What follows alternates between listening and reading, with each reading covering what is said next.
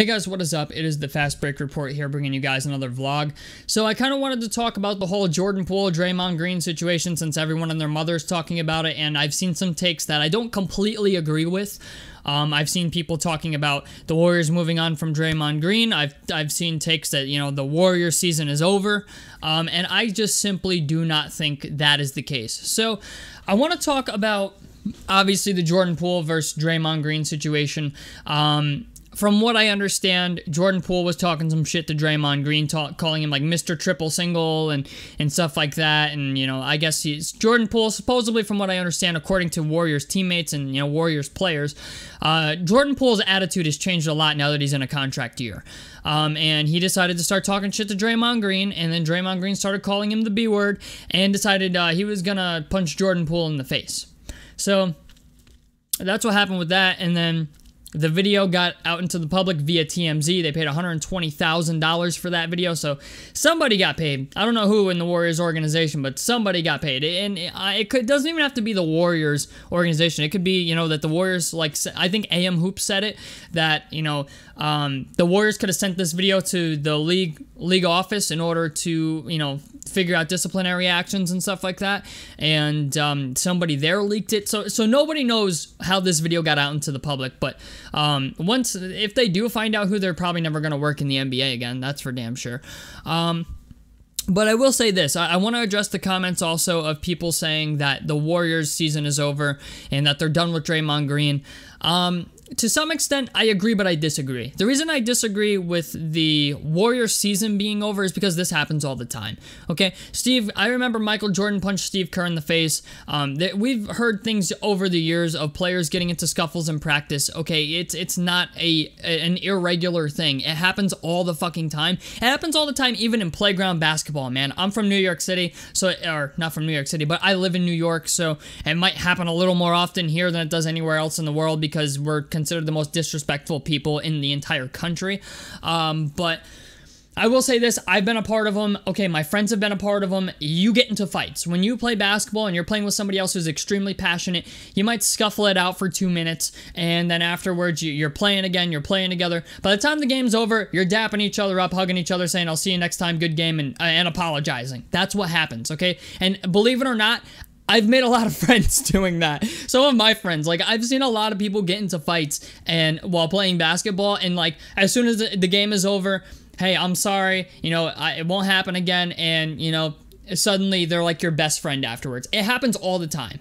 So that's what I think is going to happen here, because I just don't think Draymond Green is going to allow that to happen. Draymond Green is a man of morals, okay? I know a lot of people like to portray him as not, you know, as a guy who's not got a bunch of morals, but he does, okay? He came out and publicly apologized to Jordan Poole. He apologized to Jordan Poole behind the scenes, and I just don't think Draymond Green is going to allow that to happen. I think he's going to take Jordan Poole out to dinner, pay for everything, you know, try to rebuild that bond, because not for nothing, man, this could be the Golden State Warriors' last ride. And I don't think people understand that really, but here's the thing. The Warriors have 2 decisions to make by the trade deadline. And those 2 decisions are Klay Thompson and Draymond Green. Jordan Poole is going to get paid. Andrew Wiggins is going to get paid, okay? Like, Andrew Wiggins is coming off the best season of his career last year. I highly doubt they are going to allow Andrew Wiggins to enter free agency, okay? Then you have Jordan Poole, who played very well while Klay Thompson was out. And not only that, but they have Moses Moody coming off the bench. Jordan Poole is 23 years old. Klay Thompson is 32 years old. And not for nothing, man, but Klay Thompson's getting paid a whole lot of fucking bread to be whatever he is now. And I think to myself, not for nothing, but as great of a shooter as Klay Thompson is, he's one of the best shooters of all time to ever play the game. I just think to myself, if at the beginning of this season, if Klay Thompson is not Klay Thompson of old, you know, if he's dropped a bit on defense, you know, he's taken a step backwards on defense, if he's not shooting the 3 at a clip that he used to, if he's not, you know, the same player that he used to be to some extent, I just feel like the Warriors are going to move on for him. And I feel like they're going to move on from him regardless. The reason I say this is because, like I said, they have Moses Moody and Jordan Poole. And yes, while he is one of the greatest shooters to ever play the game, you have another one in Steph Curry, who is the greatest shooter to ever play the game.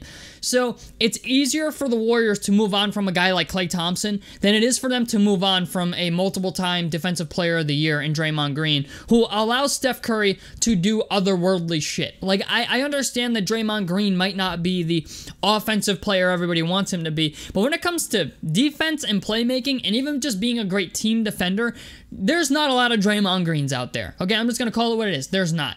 And I understand why Draymond Green thinks he's worth a max deal, but the thing is, you know, at this point in his career, he's, 32 years old. Do you really want to pay him another 4 years, $100+ million to get Draymond Green at 36 when he kind of appears to already be on somewhat of a decline? I just don't think that's going to happen. So here's what I think is going to happen. This is my opinion. I don't know this to be true. This is just what I think.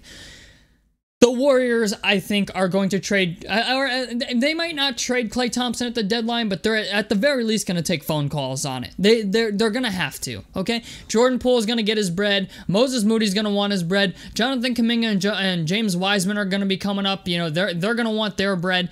And not for nothing, with Jonathan Kuminga, can't replace what Draymond Green brings to the Warriors, okay? He doesn't have the playmaking ability, doesn't have the defensive ability. I mean, he's not even a great team defender. Like, Jonathan Kuminga, yes, he's already a better offensive player than Draymond Green is, but, when you're saying that Jonathan Kuminga is a better three-point shooter than Draymond Green, that's not exactly a very high bar to beat, So, I just think to myself, Draymond Green is a player that allows Steph Curry to be Steph Curry.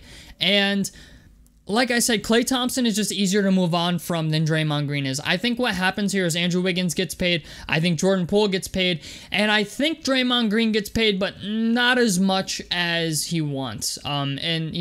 This really depends on whether or not Draymond Green plans to pick up his player option.